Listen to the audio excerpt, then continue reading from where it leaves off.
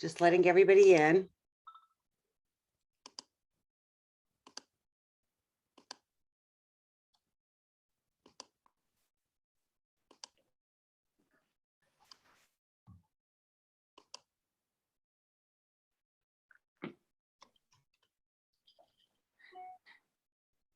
I had the pleasure of sort of putting this together, helping put this together. And so I want to extend my gracious thanks to Catherine for putting this on for us. And so for those of you that don't know Catherine, Catherine is one of the biggest superstars in our industry.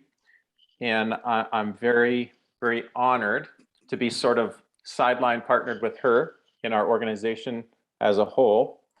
And I think most of you have seen her resume. I think her reputation speaks for itself. But to recap, I believe, Catherine, you broke the record for selling the first $100 million house in the US. Is that right? That's correct. The first house over 100, single family home over $100 million. That's pretty cool. I don't want to even count how many average home sales that would be in our market to accumulate to that, but that's a pretty big accomplishment. But also, she's recently been listed in Forbes magazine. She's one of America's top 250 real estate professionals, top 100 agents in the US in the Wall Street Journal, top 40 influential businesswomen, and she's actually a best-selling author, which I believe your book is now top 5 in the Wall Street Journal's bestseller list, which is a pretty big accomplishment. So Catherine, why don't you take it away? Tell us a little bit about your story, and we're all ears to see what we can learn from you here today. So thank you. Thank you, Chris. If everybody could just mute themselves, that would be very helpful. So we don't have any distractions. There are people still coming in, so I'm kind of managing the door too, sorry. Anyway, thank you all for being here. So nice to have you. If you have any questions, please put them in the chat. And I'd like to make this a little interactive so that we are, it's just not all about me. It's about both of us, all of us here. And because I think we all have a lot to share. So as Chris said, my book just came out on the Wall Street Journal bestsellers list, hit number 5, which is ridiculous. I didn't even know, but they sent me the article. It's like, great. And it's called Success Mindset. And I'm one of the authors on the book. And it's about entrepreneurs. I think I'm the only real estate person in the book, but it's about entrepreneurs and how they make it. And it's not a whole bunch of, whoa, look at me kind of thing, which a lot of these books do. It's more about really trying to help individuals achieve the greatest success. So for today, I would like to I'll give you a little bit background on me. And I started in real estate in 2003. Probably not the greatest time to get started because that's when we were going to war with Iraq and we could not sell anything like in California. People just didn't know. We had not been in a war for a long, long time. And it was just a really crazy time. And I went to Sotheby's at the time because that's who I had used to sell my home.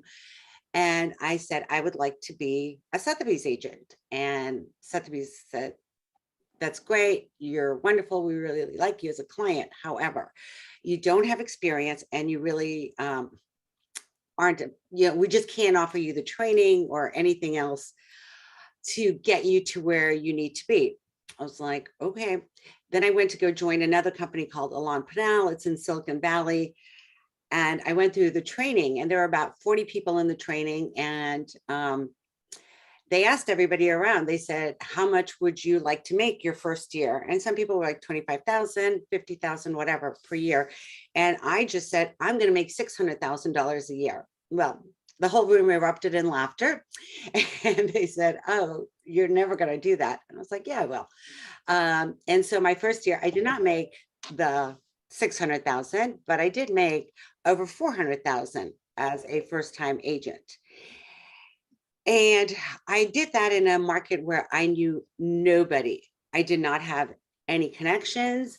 My personal friends that I had in the San Francisco area, um, they didn't want to use me because I was new, and I can't blame them, right? Because I'm sure anybody who's gone through this before, you go to your friends and your sphere, and oftentimes you get told, I just can't risk my biggest investment.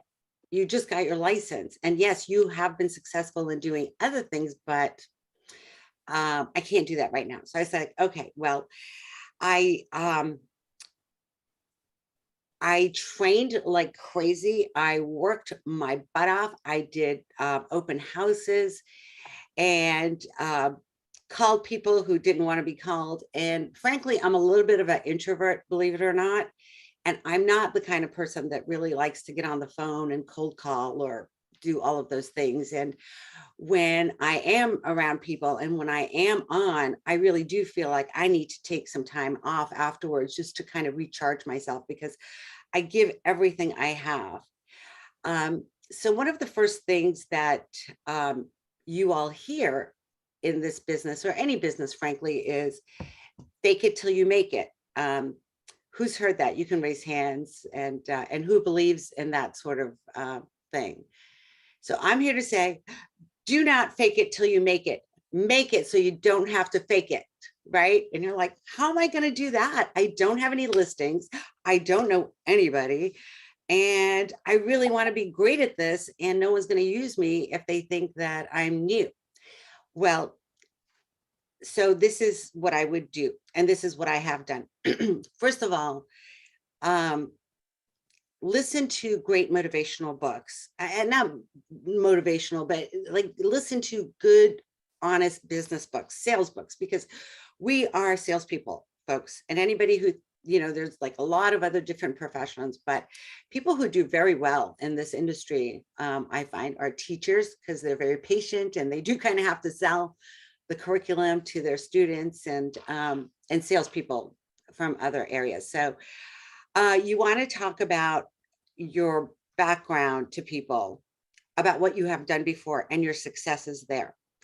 The other thing you want to do is you want to show them that, yes, you are new. However, that because you don't have this volume of business, you are going to pay such great attention to them.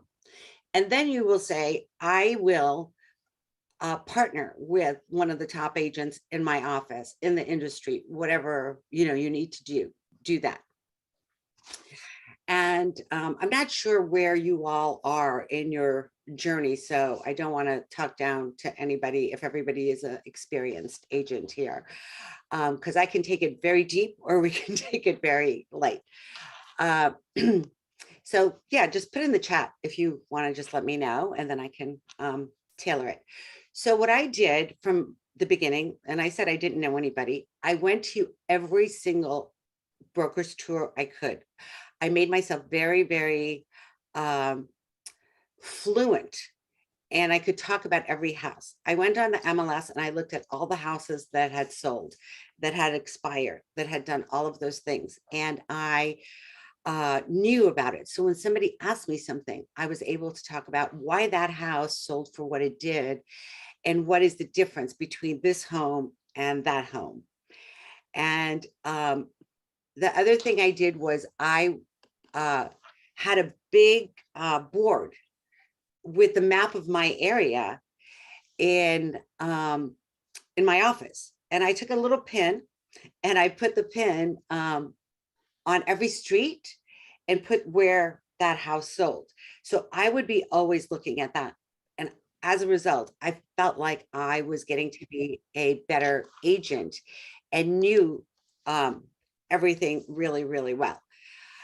And so everybody was like, oh my God, who is she?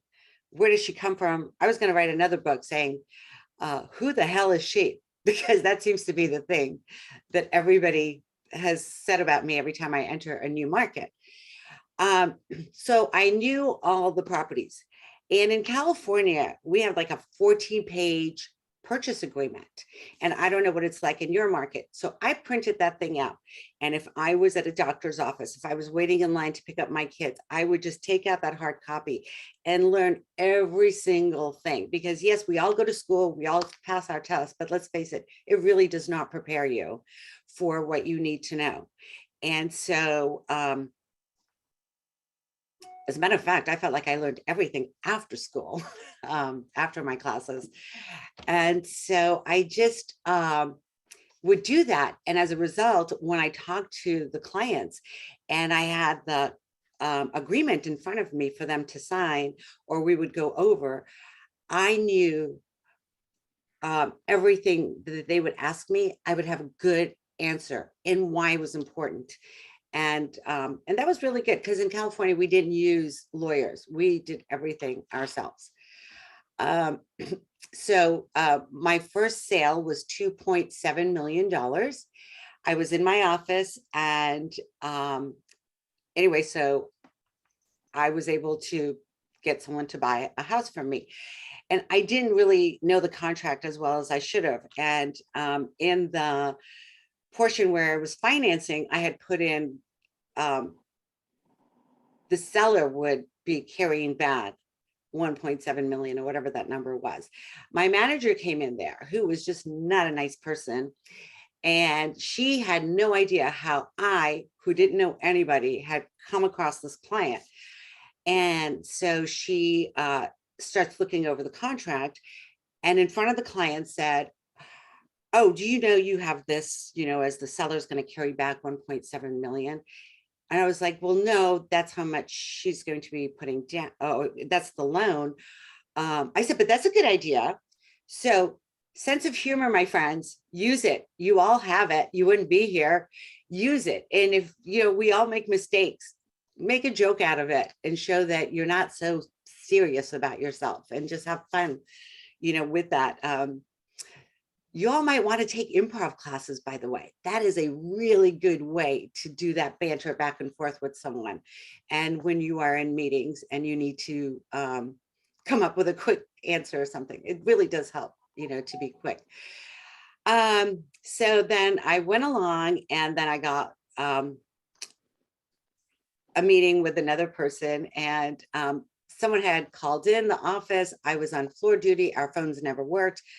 I picked up the phone, but anyway, so I had her phone number and I called them and I was like, oh, I want to talk to you about this house that you were interested in. And again, I knew about the house because I had been going to all the brokers tours and all of that stuff. And then I said, oh, and I have this other house for you to take a look at. A house that I had never seen. It had just hit the market that morning. So we, I just kept calling. I mean, this is such a fluke. They wound up, we went in at night. I had no idea really how to use the lockbox. Walk in and there's this big commode. And it's like, really, really scary. And then anyway, so if you all want to hear that story another time, feel free to call me. I'll tell you, it's quite funny. Anyway, they wound up being my best clients. And I wound up selling them a house like almost every year because he was such a successful guy and he just kept getting promotions and she kept fixing it up. And I kept selling the house for like $1 million more every year. And so that was fun. And then, so a lot of my clients I got from open houses. The other thing I did is I volunteered a lot. I volunteered at the school. I volunteered at homeless shelters for the Rotary. There's so many opportunities in your community to volunteer. You're going out to meet people anyway. Why not do something good for the community as well? And people will get to know you and, see your heart and how helpful you are. And that's a good commonality. The other thing that I would highly recommend, this is all part of Make It So You Don't Have to Fake It, is get to know all the other agents. So often people are not nice to the other agents. And I'm sure some of you who are new, people have not been nice to you. Don't be that agent. Be nice to everybody. And, some people you just can't, make friends with, but I've always tried to do that. And when I sold the house for over 100 million, they tried to negotiate with me on the commission. And I said to them, clearly, you don't have any respect for my profession and what I bring to the table. So I believe you should go find somebody else. And they were shocked. And then they called my broker and they said, we will go with you and we will give you the money, the percentage that you wanted. And my broker's like, great. And he's like, but I want to make sure we have Catherine. And she's like, of course you're going to have Catherine. Catherine loves you. So anyway, so I got that phone call. And so I got that listing. And then, and the way that I sold that listing, the listing was this: we were not allowed to advertise it. We were not allowed to do any photography, anything. They wanted it super, super private. As you're going to find in the high end, it is very private. So how did I sell that house in 34 days? Because I have great friends that I had made through the realtor community. So I started dialing for dollars and I called people who I knew to be pretty good agents. And I said, listen, I have this house and I can't really talk about it that much, but then, went through the whole thing. And one of my dearest friends, realtor, whose biggest deal up to that point was $7 million, wound up bringing the buyer. And his career has since exploded as a result of it. I was under non-disclosure, so I couldn't really talk about it. So everything I'm telling you here are things that have already made it to the newspapers and all of that. So I'm not talking out of school. So that goes back to being really good friends with the realtors. Now you're going to find while you're going through this is you're going to find somebody who is not very nice to you. You call to make an appointment, you talk to them, and they're just mean. The realtor is just mean. They've had it. They're grouchy. And I had somebody who I was training and she started crying. And I told her, it's their job to make you quit. And it's your job to stay in this business. People come and go. Your job is to look forward and know that you will outlast any broker. You will outlast any client, any bad things, any of those things that you might be experiencing. If you stick with your devotion to this business, you will outlast it and you'll laugh and say, wow, that was crazy. So the one thing that you're going to find that you're going to get, let's say you get a listing miraculously, it's a big one. It's, let's say, $5 million. And people will call that client. The other agents will say, how can you use this person? They don't know anything. They're brand new. They're not from here. In my case, it was constantly, she's not from here. So you just have to be able to talk to that. And for me, when I moved to San Francisco, I didn't know anybody, did great. Then moved to Beverly Hills, didn't know anybody, and then became the number 2 agent at Sotheby's Beverly Hills, which was a huge thing. 4 years ago, I moved to Boston. And again, didn't know anybody, started from scratch, and then, just have a really good work ethic. And I worked hard. And especially around Boston, people here are, if you didn't come on the Mayflower, you're new. So even now, I've been here for 4 years, I still get, oh, you just new. And I'm like, I'm not new. I'm a seasoned agent now. But anyway, so that was one of the biggest reasons why I joined EXP, is because I didn't want to start all over again. And with the agent attraction and being able to build our business, I'm very excited because now I am one of the top agents in the Boston area. And now I'm building my business. So if I choose to move to Africa, I don't have to start from scratch because I will have a very nice business on the side. Passive income, if you will. So So tips on finding luxury listings. Um, so I'm an engineer by background, so I use technology a lot. So I was the first person to use Google AdWords, and I used uh, the the words.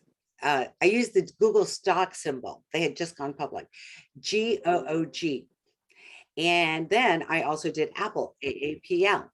So anyway, so I wound up getting a lot of really good people who wanted to work with me from that. I had a really good website that captured the leads, and you're going to find that some of them are, not that great. But anyway, so I call people. I work with the people that I have gotten through that.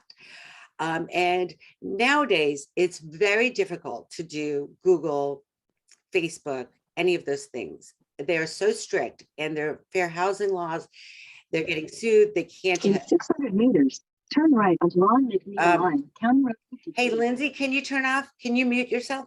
Thank you. Um, so what do we do? So believe it or not, I go through the same problems that you do. Even though I've been doing this now for 18 and a half years, I have to constantly reinvent how I market to people.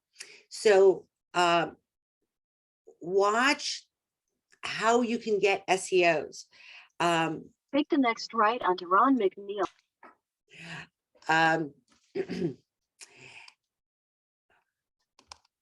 Anyway, so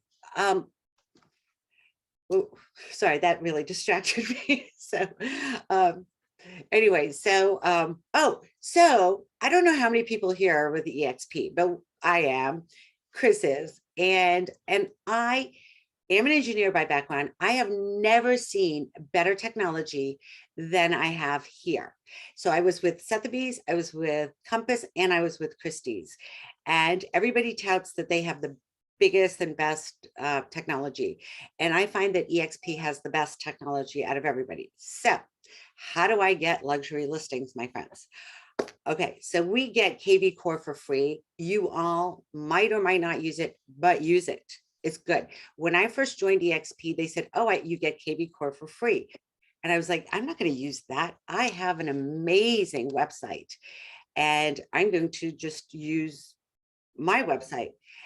And I'm wondering if we should stop letting people in at this point. And I don't even know how to do that because anyway, so I started using KV Core after like about being around for 3 months, and KV Core. So I put my listing in, and then I get this email, and it says, "Hi, you have your listing. Would you like to market it?"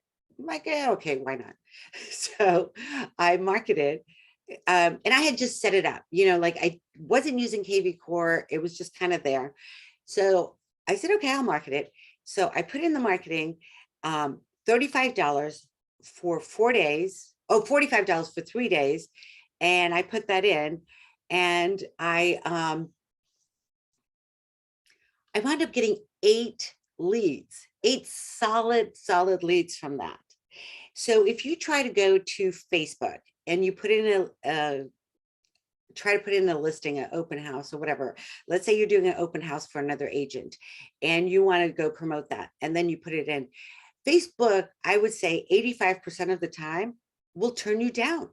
I did it myself. I was like, okay, what, let me try it. And so I went and I put it in, and they said, no, you cannot put your listing in here because you have, my description said wet bar.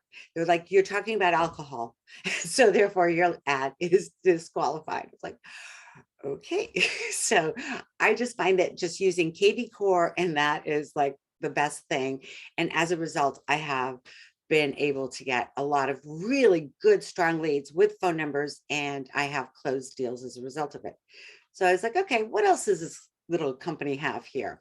So then I found, anybody who wants to get into luxury, listen to this part. So I went to, KV Core has this partnership with Nosy Neighbors. So Nosy Neighbors will sell you, I don't know how much money you have, but this is probably the best money you could spend. Anyone who's using Zillow, stop the Zillow money, put it in here, $7.95 a month, and you get a zip code exclusively for you. And so I signed up for this thinking, you know, I kind of like the idea of exclusivity, and I was doing it more for a defensive play because I didn't want anyone else to have the zip code that where I live, 02493, or where I sell a lot of houses, 02481. So I grabbed both of those. And my phone was ringing. People were calling me. They were asking me to come to their home. And I am talking about, one was $4.3 million. Another was a whole subdivision. And another one was 2.7 million. And so where are you going to get that kind of return on investment? So check your zip code. If it's available, do it. It pays for itself. And you know what? If you can't afford it, call them up, see if they'll maybe work a deal with you. I find them to be very, very responsive. So I did that. The other thing is, if you're sitting at home, no one knows that you're a real estate agent. No one's going to say, hey, Chris, I heard you're a real estate agent. Can you please come and list my $10 million house? It doesn't work like that, folks. You all know that. So make sure that you have, if you want to be a luxury agent, you must have beautiful business cards. If you're walking around with the EXP free cards, get rid of them. People judge you based on your presentation. You only get one chance to make a first impression. So get like a really good business card, great logo. I use Moo to do my cards. I don't have any. And so really nice cards, and give those out. So one of the things that I did when I first started is I would drive around my neighborhood, and I hope you all know this, but if you don't, this is the best advice you're going to get. I would look around construction sites, see what was going on, and if it didn't have a for sale sign or anything, I would make note of it, go do my research about it, who owns it, and all of that. The next morning, early, like 8, I would take coffee and donuts, like a lot of them, and I would take it to the construction site, and I would talk to whoever the head person was there. They were so grateful. And then they would introduce me to the builder, and the builder was like, wow, nobody's ever done that before. So they talked to me. I wound up making a sale of $8.2 million by doing that. And so that was cool. And so get to know all your builders. Also get to know the contractors. I find that getting to know the painters and all of those people, crazy great. Find out where they all go after work. Where do they go for, to go grab a beer on a Friday afternoon or whatever. Go over there, be open, listen to the conversations and hang out and just say, hey, I am I'm a real estate agent. Here's my card. What's going on that property that you guys are working at? Or just say, hey, what are you working on? And they'll tell you. They love to talk. If you want any inside information in your market, go find out where those contractors are hanging out and get to them and find out. And you're going to learn a lot about that. And then the next thing that I love doing is I talk to the local mail person. Again, somebody who loves to talk to you. Like, hey, you know what? I'm going to be listing this house over here. Let me know if you know of any of your people on your route that don't, that have been like talking about moving. Or, again, just be really friendly. And they'll say, well, Joe Smith down the street, I think they're going to be moving because their kids just graduated from college and they're going to be moving to Florida. Well, there you have it. There's your potential client. And just be nice to these people. And that. So I have gotten a lead from my facial person, the woman who does my facials. Again, I'm being sensitive to people who don't have a whole lot of money to spend, but if you're going to get a facial, go to the best place to get that facial. If you're going to get a haircut, go to the best place to get a haircut. You need to be where your clients are. And if you have a lot of doctors and all of that, go see a whole bunch of specialists. You'll be healthy and you'll make a whole bunch of potential clients for yourself. And I have had that where I went to a doctor and twice I have had my doctors become my clients. I guarantee you, you have not heard that. So somebody just said how to handle realtors poaching your clients. Let's face it, if you're good, nobody can poach your client. Okay. So be good, be the best. Make it so you don't have to fake it. Clients come and go, but I've had people try to poach my clients all day long. I just have a builder that I work with exclusively, and somebody called him and said, oh, my clients are interested in the next house you're going to build. Well, of course, he turns around and calls me. And so then she called me and she's like, oh, my client. I was like, yeah, well, you already spoke with my client. So, call them out on it. They need to be called out. And then you let them know, listen, I really respect you and what you do and what we do is very, very difficult. There is more than enough to go around. I am the type of person, and I'm sure you all are too, I have an abundance mindset. I feel like there's more than enough. And how I came to this is when I first moved to Beverly Hills. And it seemed like everybody and their brother was a realtor. And every single out of work actor, director, writer, they're all real estate agents. It was very, very intimidating, frankly. And I let myself go through this negative talk for about 30 minutes. And I was like, that's baloney. There's enough for everybody. And the minute I changed that is the minute when I changed my business and things started coming to me. So you need to have those mantras. Chris and I both really, really, really, really, really like Dr. Joe Dispenza. He's amazing. Write it down. There's a lot of YouTube on there. And it's he's like beyond one of these spiritual gurus and everything. Everything he does is science backed. And it is about how to attract abundance in your life. And you do the meditations. And my favorite is Walking Meditation 5, but it's kind of an advanced thing, but start small and do those meditations. Those things work. The laws of attraction, those work too. Jeff says Dr. Joe's awesome, right? And so I went to a Dr. Joe seminar in Cancun. And this is after I've been meditating now for 2 years.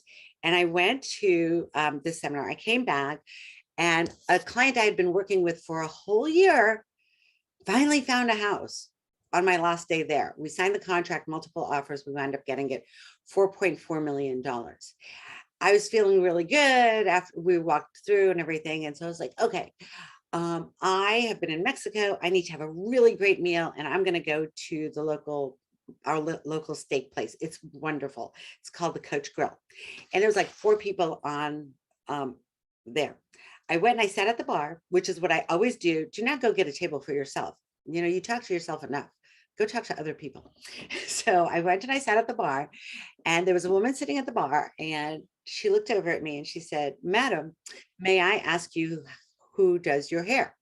And that day I had my hair up like this, which is what I do when I haven't had a chance to do a blowout. And so I told her that. We started chatting, and anyway, everything. And then she said, what do you do? I said, I'm a real estate agent. And she said, with who? And in this town, and I'm sure it's the same way with your town, everybody likes to judge who you're with. And then they put you in that pigeonhole. So I said, well, I'm on my own. I have my own company, Catherine Bassick Fine Homes and Estates, but it's brokered by EXP, and they are brokerage in the cloud. So I use them for my legal. I use them for my accounting, and all of that. But all the marketing and all of that brain stuff that comes to selling a home, that all comes from me. I've always wanted to do luxury at a different level. I've never been allowed to do luxury at a different level. And now I get to do luxury the way I see it done. And of course, I whip out my gorgeous business card and she's very impressed. And so she said, well, I have a house that I want to sell. I said, okay. And so I said, look, please don't, we've all been through this, right? Someone wants to get close to you. They're like, oh, I may want to sell my house. I was like, look, I really like you. You don't need to tell me you're going to sell your house. I like you. She's like, no, no, no. I really need to sell my house. My house is $7 million house in Wellesley. I'm like, okay. And so we said, okay. And she's very, very private. And so I wind up making an appointment with her the next day for 12 o'clock. And I'm like, I don't know if she's going to show. I don't know if this is real or whatever. So then I wind up getting the listing the next day. And then I sold it a week later. How did I sell it? Oh, by the way, I got 6% commission. Do not discount your commission. You're worth that and way more. And so the mail person, I spoke to the mail woman, like, listen, I'm going to be putting this house on the market. But nobody had lived in the house. And so the grass was growing. It had even made it to the papers. Like, who are these people who own this home? All of this stuff. And so anyway, she called up a builder that she knows, and he came in and he made an offer before I had even put a for sale sign on the property. So that's what I'm saying. So you have to be available for magic to happen to you. And then when the magic happens, close it.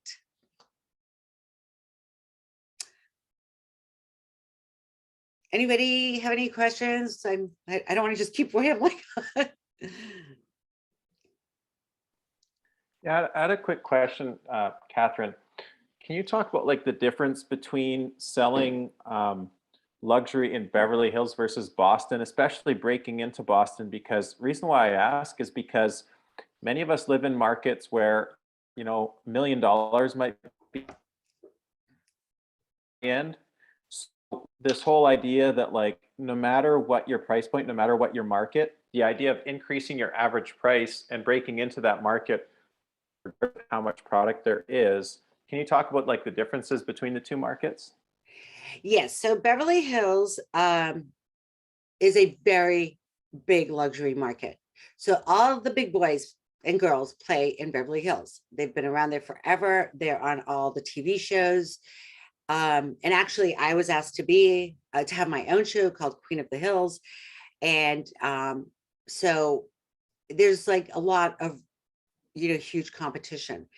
And so that's like a very much a, sizzle and glamour and all of that.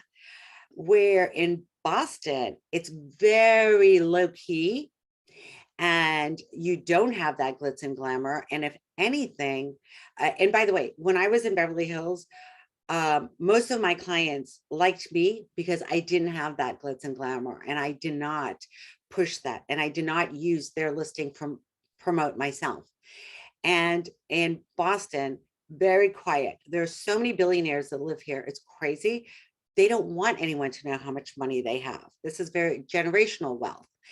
And so I have really redone my market here in Boston as a true real estate advisor.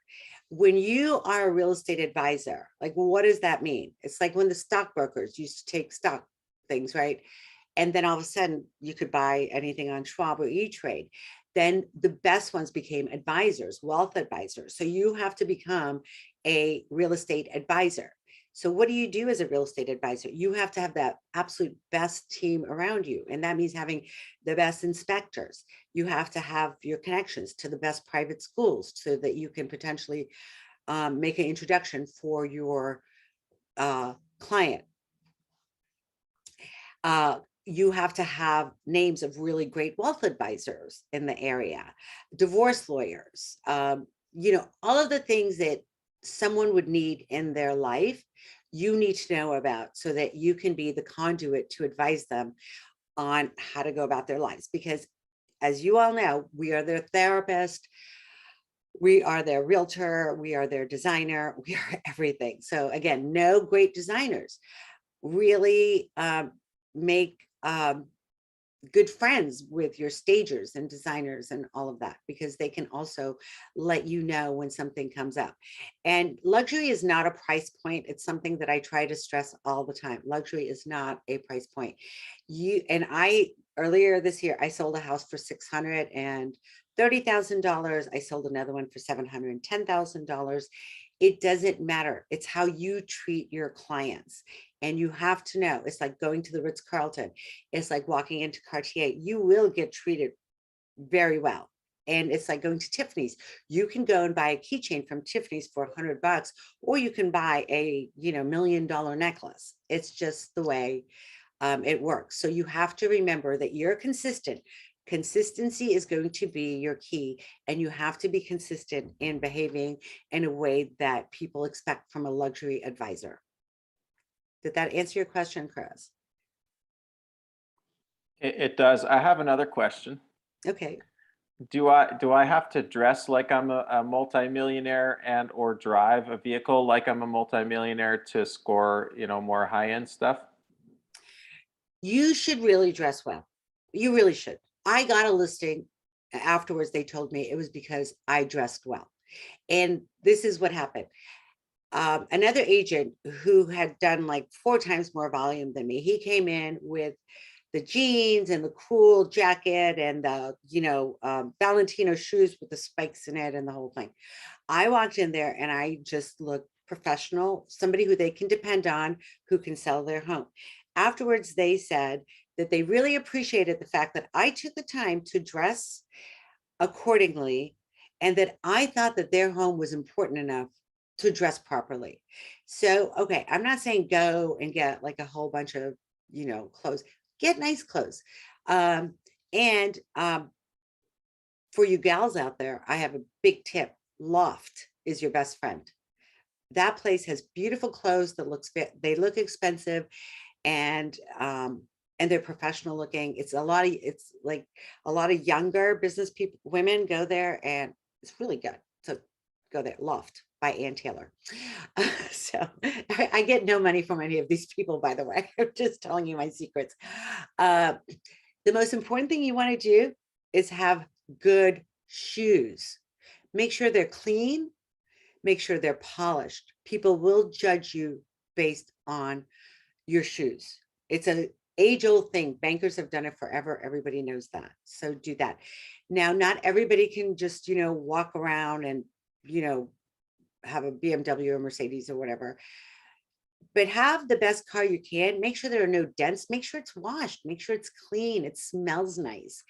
And nowadays, very rarely do I drive someone in my car, because people tend to follow me. But get the best car you can. This is your partner in crime. Your car is your partner. And people do judge you when you drive up. And here's the thing. My doctor, I don't want him to have a Mercedes. But my lawyer and my realtor, yeah, I want them to have a Mercedes. That means they're winning. The doctor is like, what? I'm paying you way too much money and you got your Rolls Royce. No, I don't want to see that.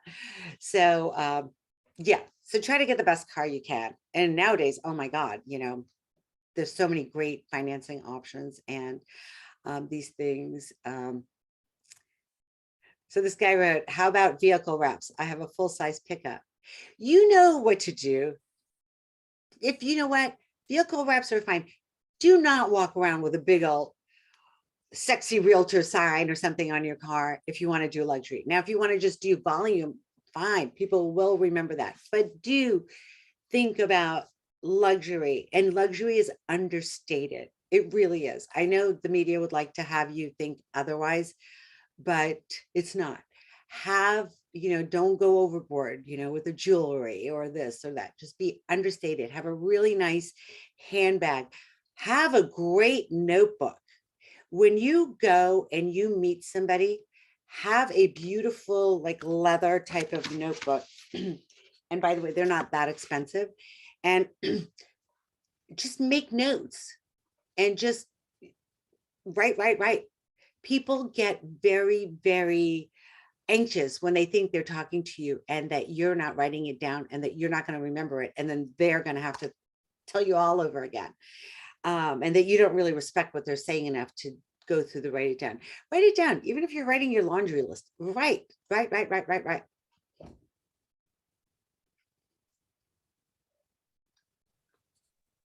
Can I have a question? Sure. So my question is because some of the realtors like me, we came from lower middle category, or my friend circle and relationship belongs to that category, right? And definitely real estate, when you want to make money, and especially when you're talking about the big money, it always came from the like the expensive listings and expensive deals. So how to switch the client segment? Do you have any tips for that? So yes, so many people mistakenly think that you have to be born rich, you have to belong to the right country clubs and all of that. And yeah, that's great if you are. Not everybody is. So good for them, right? But you're not. So start where you are, okay? So back to my original point, use your brain in finding out know every single luxury product out there, right? If you want to jump, you have to know the market.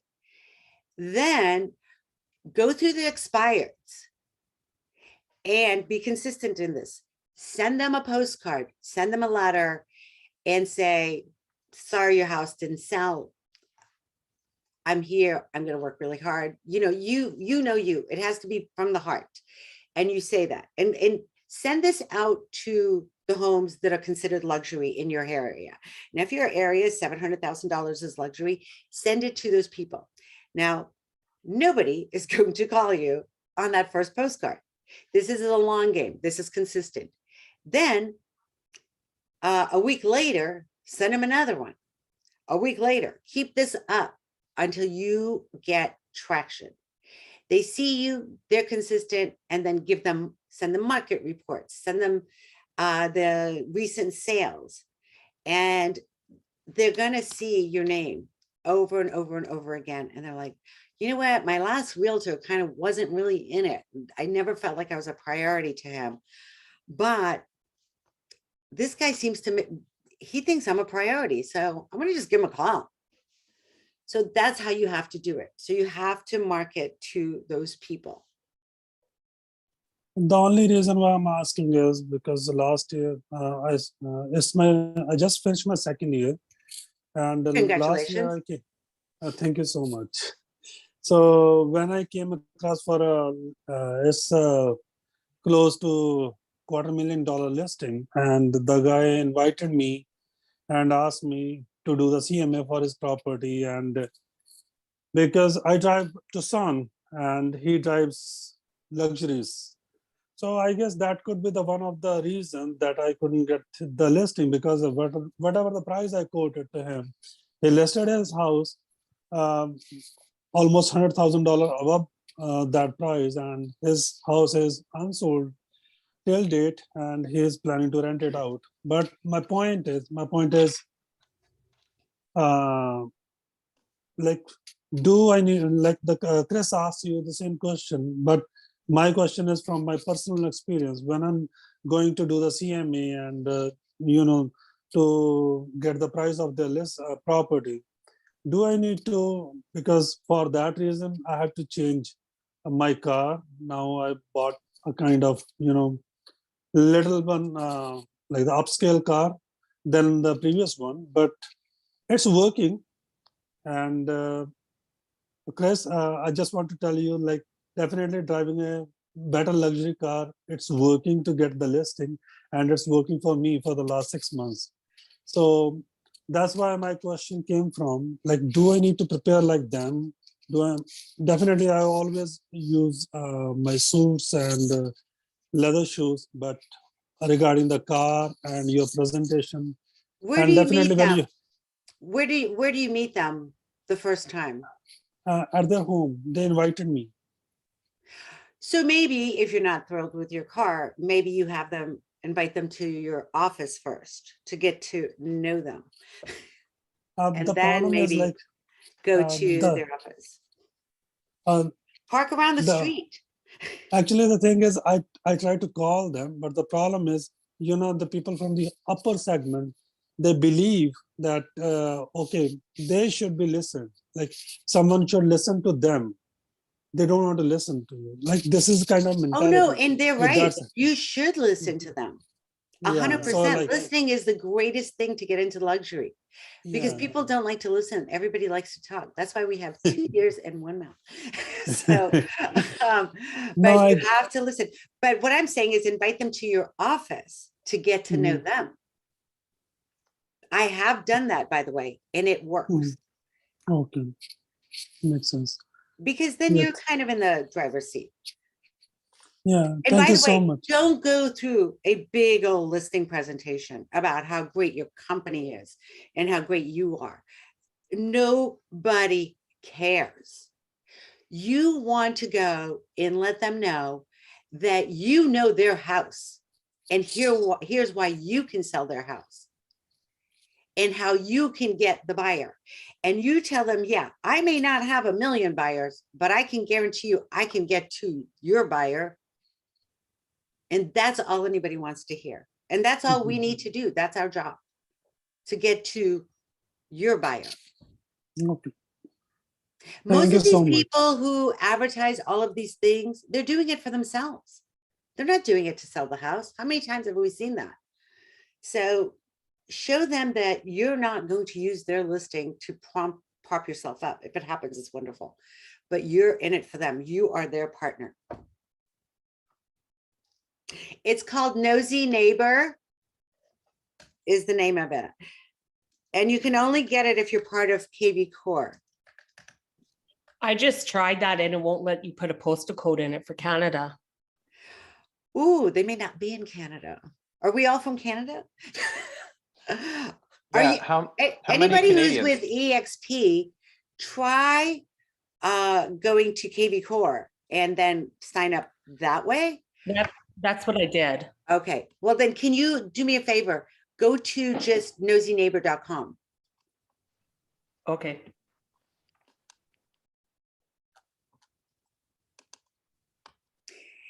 And if that doesn't work, I have another one. Okay, so that's, but let's say it's not in Canada. And but you still want to do this, right? So you're not going to get the full benefits of it. But here's what you can do. You can find out, because we are all now, after this meeting, we are all going to find out every single sale and every single listing. We're going to put ourselves on the automatic list to get every listing, and we're going to know about it before anybody else will.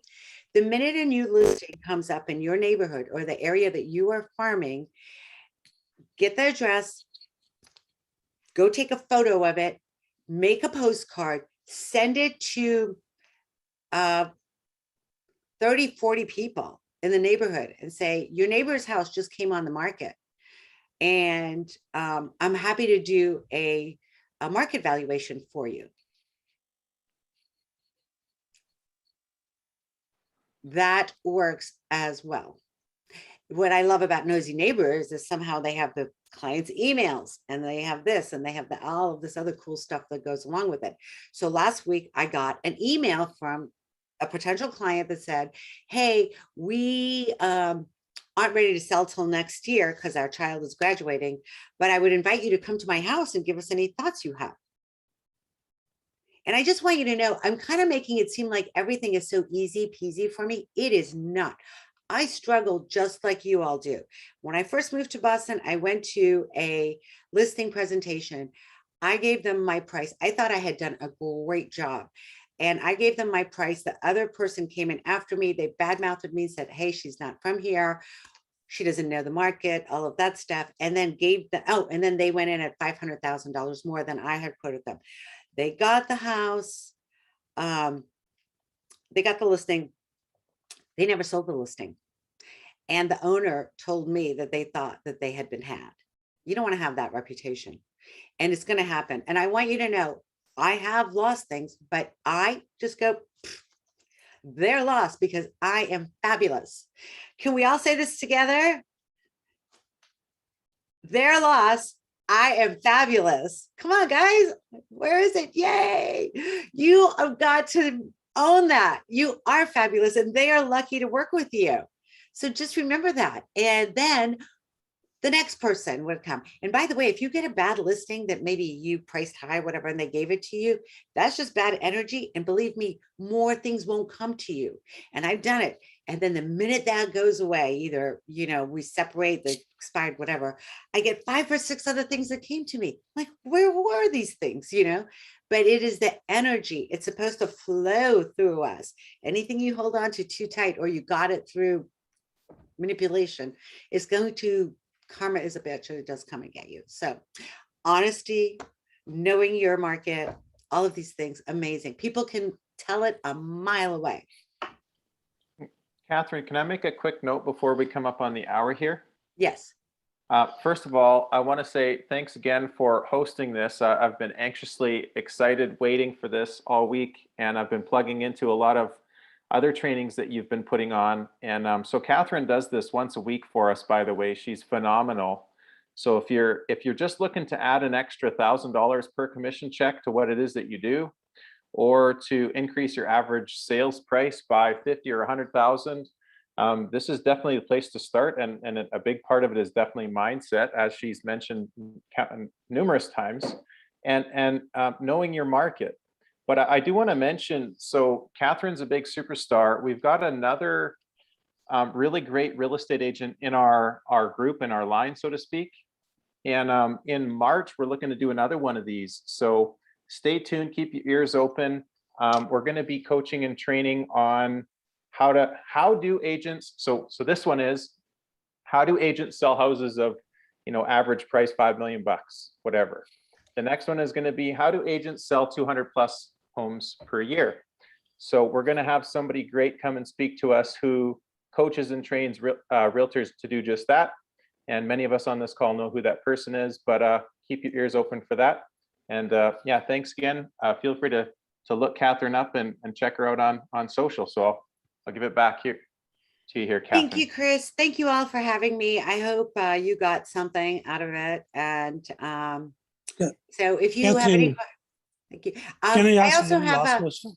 on YouTube, I have the Luxury Collective classes on YouTube. Mhm. So if you can watch all of our luxury trainings. It talks about the expired listing ones. It talks about all of these things that I touched on, much deeper dive.